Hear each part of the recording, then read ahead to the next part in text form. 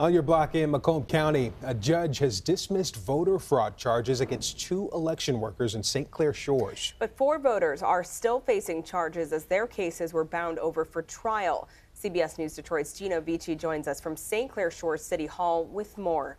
Gino? Now remember, this alleged voter fraud was investigated by police and then handed over to the Macomb County prosecutor's office for review. No charges were filed. A few weeks later, the AG's office filed charges against 6 individuals. Today, 2 individuals had their charges dropped. They were the election workers. And Macomb County prosecutor Peter Lucido says he expects all these charges to be dropped because he says this was all clearly a mistake. This is now a judge who oversaw the facts in the case that dismissed this case against the 2 poll workers, looked at it and said, this shouldn't have been brought. They made a mistake, and that's what the judge found. Mistake, not an intentional breaking of the law.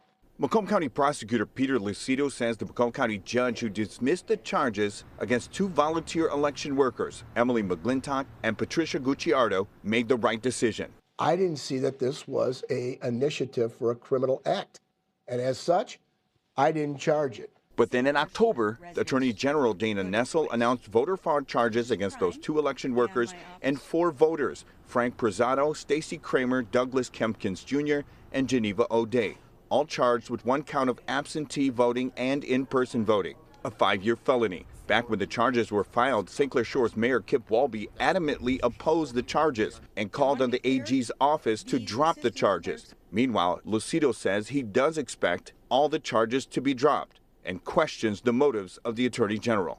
So justice will prevail in the end. I'm certain of that. The AG's office has issued a response to these charges being dropped against the election workers. A spokesperson says the Attorney General is reviewing all appellate options. In St. Clair Shores, Gino Vici, CBS News, Detroit.